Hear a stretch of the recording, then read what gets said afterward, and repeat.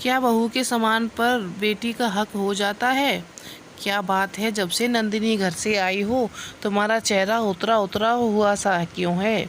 राजीव ने ज्योति से पूछा। कुछ नहीं, जाने दीजिए।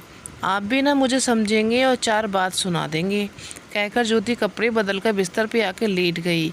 नींद आंखों से कोसों दूर थी। समझ नहीं पा रही थी सासू माँ ने आखिर ऐसा क्यों किया। ज्योति जब 8 महीने पहले ब्याह कर आई थी तो घर में सास और जेठ जी का परिवार रहता था।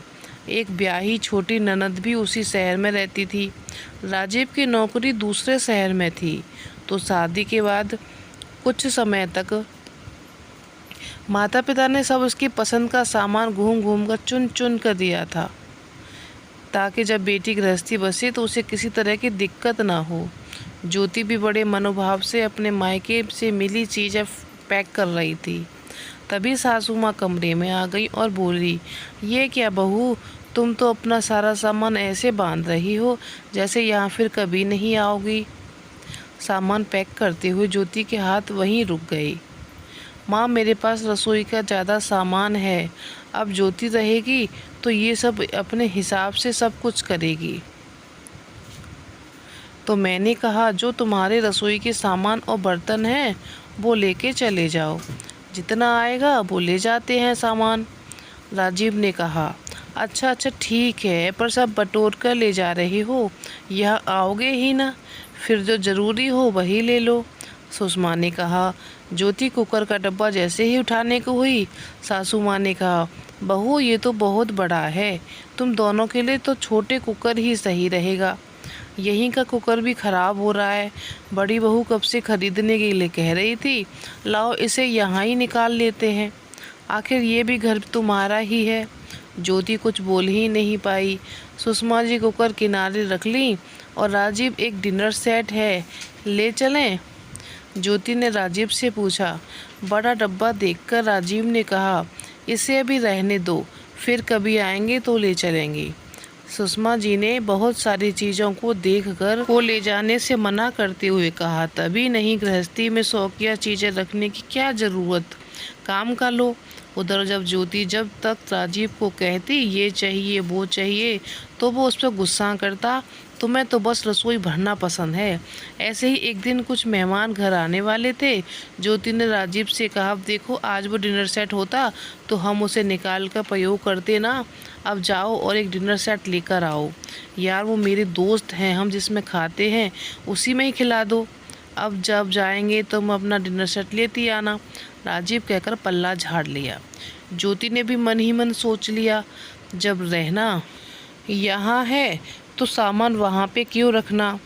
इसी तरीके से वो हर बात राजीव से कहती, अपनी चीज़ें मैं वहाँ छोड़कर क्यों आऊँ।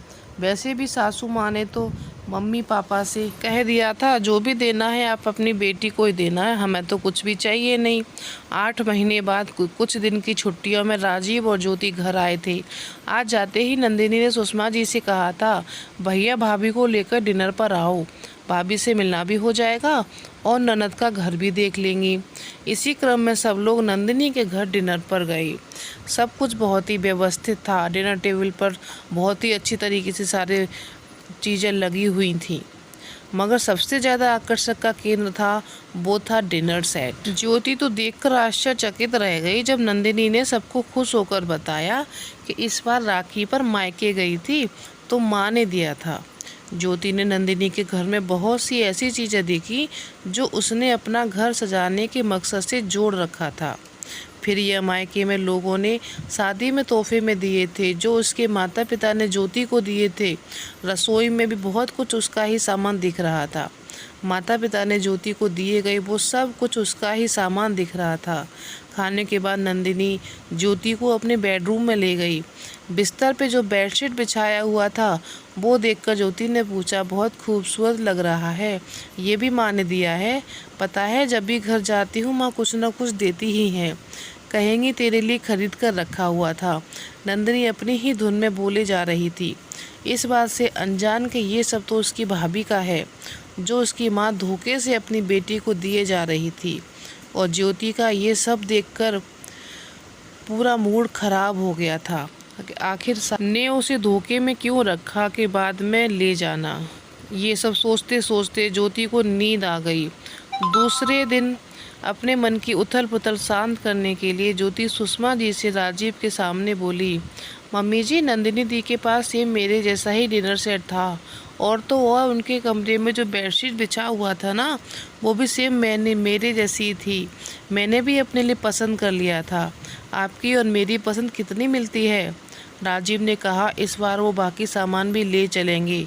वहाँ कभी कभी बहुत ज़रूरत होती है और ये लेने नहीं देते। आप स्टोर की चाबी दीजिए ना, मैं सामान देख लूँ क्या क्या ले जाना है।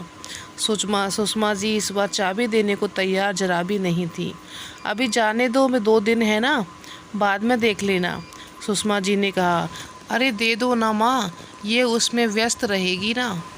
हाँ माँ, बेटा बातें करेंगे, राजीव सुषमा जी से बोला। पर बेटा, सुषमा जी कहे तो क्या कहे, वो तो सोचे ही नहीं थी कि ज्योति अपनी चीज़ें पहचान जाएगी।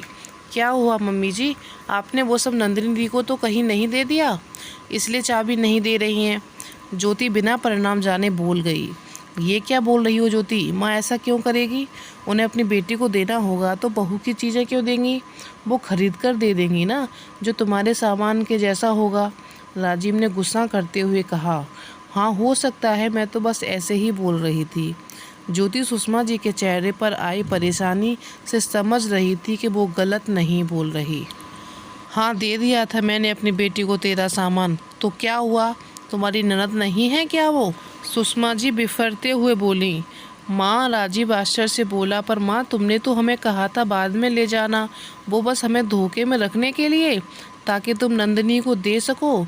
अरे तुम बोलती तो खरीद कर देता उसको, ज्योति के माता पिता ने उसे चाव से दिया था, और तुमने भी तो यही कहा था ना, जो देना आप अपनी बेटी को दीजिए। पर तुम तो सब अपनी बेटी को देकर वाहवाही पा रही हो। राजीव को माँ का ये व्यवहार अच्छा नहीं लगा, और रात ज्योति के उतरे चेहरे का राज भी समझ आ गया था। माँ नंदिनी दी ने सब जब कहा, सब माँ ने दिया, तभी मुझे समझ आ गया था। आपने मेरा अधिकांश सामान उठाकर उन्हें दे दिया, पर क्यों। ज्योति सुषमा जी से पूछी। मेरी बेटी को शादी में मैंने बहुत कम सामान दिया था, जब तुम्हारा इतना सामान देखी मेरे मन में आने लगा बेटी को देने का शौक़ पूरा कर सकती हूँ।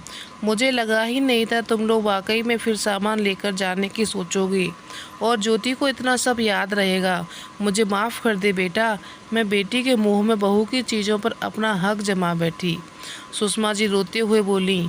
मम्मी जी, माफ़ी की बात नहीं है, पर परिवार में वो भी बेटा बहू के धोखे में रखकर यह सब करना सही है। आप मुझसे बोलती तो मैं मना नहीं करती, पर मेरे पीछे से मेरा ही सामान देना सही नहीं था।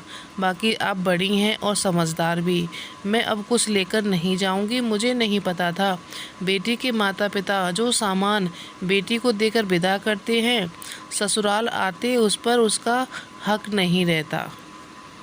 ज्योति इतना बोलकर अपने कमरे में चली गई। ज्योति, मुझे जरा भी अंदाज़ा नहीं था माँ ऐसा करेंगी।